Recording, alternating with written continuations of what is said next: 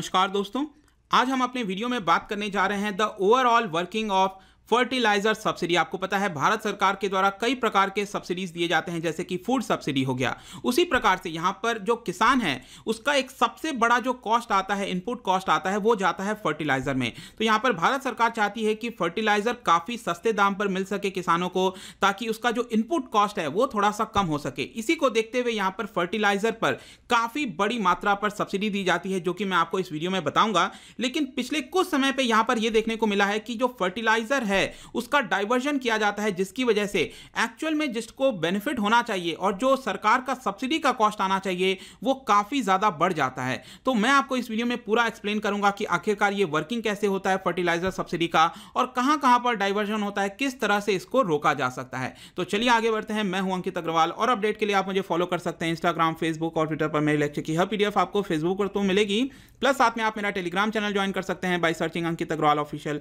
और अगर आप यूपीएससी की तैयारी कर रहे हैं तो आपके लिए सुनहरा मौका है स्टडी IQ लैब आपके लिए स्मार्ट कोर्सेज, जिसके थ्रू आप अपनी प्रिपरेशन और भी ज्यादा अच्छे तरीके से कर सकते हैं। तो सबसे पहले जानते हैं कि फर्टिलाइजर सब्सिडी का मतलब क्या है। तो सिंपल अर्थ है कि यहां पर जो किसान फर्टिलाइजर खरीदता है MRP पे, मार्केट रिटेल प्राइस पे, उससे काफी हद तक नीचे वो पे करता है। कहने का मतलब यह है कि सपोज मैं कहता हूं कोई मैन्युफैक्चरर है, वो अगर फर्टिलाइजर बना रहा है जिसकी कॉस्ट है 20,000 रुपीज पर टन, तो यहां पर सरकार क्या करती है, दो तरह से फर्टिलाइजर को डिवाइड कर देती है। एक कहते हैं यहां पर यूरिया वाला जो फर्टिलाइजर होता है, और दूसरा होता है non urea fertilizer. Don't worry, मैं आपको बताऊंगा ये यूरिया वाला क्या है, नॉन यूरिया वाला क्या है। तो यहां पर क्या होता है कि सरकार एक तरह से यूरिया वाले में फिक्स्ड कर देती है प्राइस। जैसे कि आप देख सकते हो कि अभी के हिसाब से यहां पर जो यूरिया वाला नीम कोटेड फर्टिलाइजर होता है, नीम कोटेड यूरिया फर्टिलाइजर इसको कहते हैं, तो यहां पर इसका जो प्राइस है वो सरकार ने फिक्स्ड किया हुआ है 5,922 रुपीज पर टन। मतलब आप कह सकते हो अराउंड 6,000 रुपए पर टन यहां पर फिक्स्ड किया हुआ है। अब हो सकता है कि जो मैन्युफैक्चरर है, क्योंकि ये सिंथेटिक फर्टिलाइजर है तो इसकी मैन्युफैक्चरिंग करनी होती है। और एक और चीज ध्यान रखना, जो यूरिया वाला फर्टिलाइजर होता है ये काफी ज्यादा डिमांड में होता है, क्योंकि इसके अंदर नाइट्रोजन की मात्रा काफी हद तक ज्यादा होती है। और ज्यादातर अगर आप हमारे देश में देखोगे तो नाइट्रोजन की कमी होती है हमारे सॉइल के अंदर, तो ज्यादातर फार्मर इसी का यूज करते हैं। लेकिन एक इसका नेगेटिव इंपैक्ट ये आया है कि यूरिया वाला फर्टिलाइजर सस्ता होने के कारण ज्यादातर किसानों के द्वारा यही यूज किया जाता है, जिसकी वजह से जो बैलेंस होना चाहिए था, NPA आपने सुना होगा, नाइट्रोजन, फास्फोरस और पोटेशियम, इस तरह का जो पूरा आपका कंपोनेंट होता है उसका बैलेंस थोड़ा सा बिगड़ गया है, क्योंकि ज्यादातर जो फार्मर है वो यूरिया ही यूज कर रहे हैं। ऑल्दो उसकी रिक्वायरमेंट है नहीं है, उसके बावजूद भी यहां पर यूरिया फर्टिलाइजर काफी हद तक यूज किया जाता है। तो मैं आपसे ये कह रहा था कि सपोज मैन्युफैक्चरर जो है वो अपना कॉस्ट बताता है कि 17,000 रुपए उसका कॉस्ट आ रहा है, ठीक है। तो सरकार ने क्या किया, फार्मर के लिए ये फिक्स कर दिया कि आपको सिर्फ 6,000 देना है, और इसका जो डिफरेंस है 11,000 रुपए वो कौन पे करेगा, वो सेंट्रल गवर्नमेंट पे करेगी। तो यही होता है आपका सब्सिडी, ठीक है। तो ये तो आपका यूरिया वाले के केस में हो गया। दूसरा होता है दोस्तों आपका non urea fertilizer. Non urea basically आपके दो तरह के होते हैं, इसको ध्यान रखना। एक कहते हैं DAP, दूसरा होता है MOP। DAP का मतलब है डाई अमोनियम फॉस्फेट, MOP का मतलब है म्यूरेट ऑफ पोटैश, ठीक है। तो यहां पर क्या होता है कि सरकार प्राइस फिक्स नहीं करती है, सरकार ने इसको डी कंट्रोल किया हुआ है। कहने का मतलब है कि सरकार इस पे अपना एक सब्सिडी दे देती है। सरकार कहती है कि चलो हम आपको इस पे 10,000 रुपए सब्सिडी दे देंगे, नो मैटर ये कितने का प्रोडक्शन हो रहा है। अगर सपोज मैं कहता हूं कि जो मैन्युफैक्चरर है इसका प्रोडक्शन कर रहा है 30,000 रुपए में, तो यहां पर सरकार कितना सब्सिडी देगी, मैक्सिमम वो 10,000 ही देगी, और बाकी का 20,000 किसको पे करना पड़ेगा, फार्मर को पे करना पड़ेगा। तो इसीलिए मैं आपसे कह रहा था कि जो नॉन यूरिया फर्टिलाइजर वाला है ये थोड़ा सा कॉस्टली हो जाता है और यूरिया वाला सस्ता हो जाता है, जिसकी वजह से फार्मर के द्वारा ज्यादातर जो यूरिया है, और स्पेशली आजकल क्या किया गया है उसको नीम कोटेड कर दिया गया है, ताकि इसका डाइवर्जन थोड़ा सा रोका जा सके। क्योंकि नीम कोटेड एक बार यूरिया हो जाएगा तो आप उसको सिर्फ एग्रीकल्चर में ही यूज कर सकते हो। तो ये कोशिश की गई है।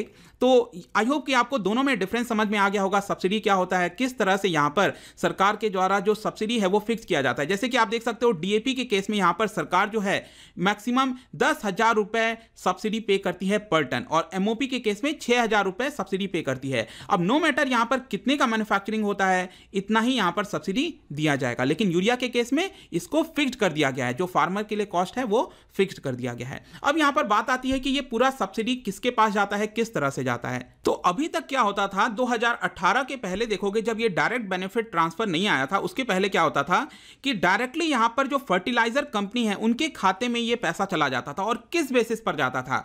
जैसे ही यहां पर जो फर्टिलाइजर कंपनी है उसने मैन्युफैक्चरिंग की और उसको डिस्पैच कर दिया और ये डिस्ट्रिक्ट में पहुंच गया, तो वैसे ही यहां पर फर्टिलाइजर कंपनी को जो सब्सिडी का पेमेंट आना था सरकार की तरफ से वो आ जाता है। लेकिन क्या हुआ है, 2018 में जो डाइवर्जन वगैरह है उसको रोकने के लिए सरकार लेकर आई है डायरेक्ट बेनिफिट ट्रांसफर। लेकिन इसका मतलब ये नहीं है कि ये जो डायरेक्ट बेनिफिट ट्रांसफर का कैश अमाउंट है वो डायरेक्टली फार्मर के खाते में जाता है, ऐसा नहीं है।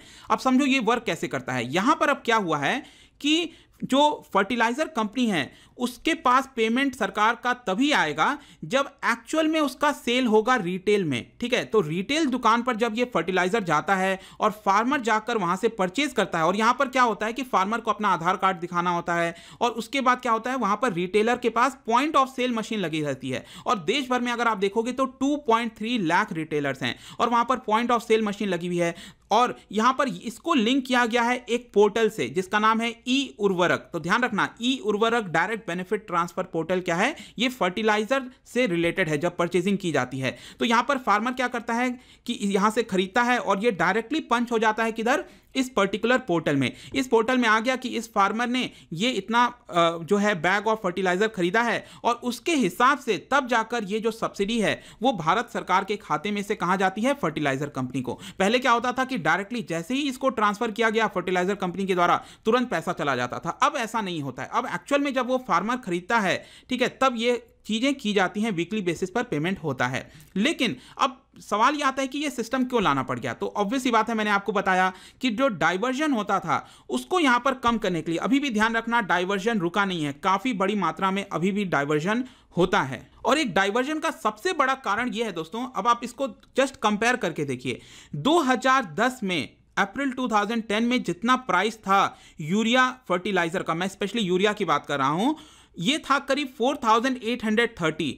और आप इसको देखिए अभी के हिसाब से इस समय कितना हो गया है, इट इज 5360। मतलब कुछ समय पहले की अगर आप बात करिए 2019 वगैरह के समय, तो इसमें जस्ट थोड़ा सा ही अंतर आया है। जो इंक्रीज है पिछले 10 सालों में यूरिया फर्टिलाइजर का, उसमें थोड़ा सा ही बढ़त आया, लेकिन मैन्युफैक्चरिंग जो है उसका कॉस्ट तो बढ़ा ही होगा। तो सरकार का लगातार क्या हुआ है, फर्टिलाइजर के अंदर जो सब्सिडी है वो लगातार बढ़ते जा रहा है। और यहां पर क्या होता है कि इसका डाइवर्जन कहां पे किया जाता है, ये नॉन एग्रीकल्चरल यूज में किया जाता है। जैसे कि आपका एज अ प्लाईवुड का जो बाइंडर होता है उसमें बॉन्ड की तरह काम करता है। इसके अलावा यहां पर चीप प्रोटीन फॉर जो एनिमल्स हैं उसके लिए चीप प्रोटीन का काम करता है। मिल्क एडल्ट्रेशन में भी ये काफी हद तक यूज किया जाता है यूरिया जो है। और इसके अलावा यहां पर नेपाल और बांग्लादेश में भी इसकी स्मगलिंग होती है। तो सोच के देखो, इतना ज्यादा अगर ये डाइवर्जन होगा तो सरकार का जो कॉस्ट है यहां पर जो एक्सपेंडिचर है सब्सिडी को लेकर फर्टिलाइजर पर, वो काफी ज्यादा बढ़ जाता है। और एक्चुअल में जिस फार्मर को इसका बेनिफिट मिलना चाहिए वो उनमें से कई सारे फार्मर्स यहां पर रह जाते हैं। तो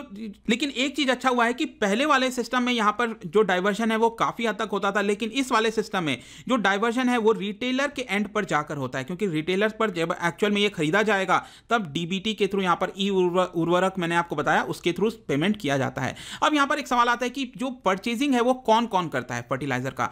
अब देखिए यहां पर प्रॉब्लम आ जाती है। सेंट्रल गवर्नमेंट ने यहां पर क्या किया है, अभी तक क्या चल रहा है, नो डिनाइल की पॉलिसी चल रही है। मतलब कि फार्मर हो या फिर नॉन फार्मर हो, कोई भी जाकर यहां पर फर्टिलाइजर परचेज कर सकता है। Anybody, non farmers included, can purchase any quantity of fertiliser.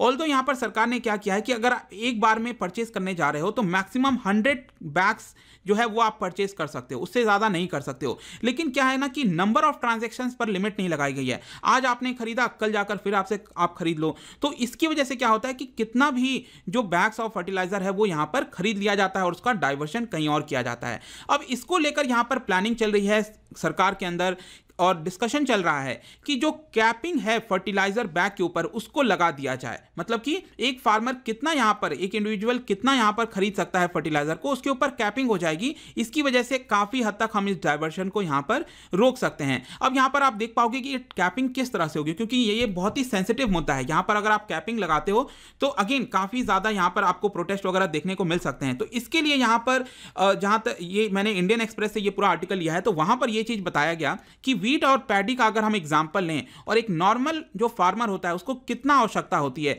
आप देख सकते हो 45 kg बैग्स ऑफ यूरिया हो गया, 50 kg बैग ऑफ डीएपी और एमओपी हो गया 25 kg का।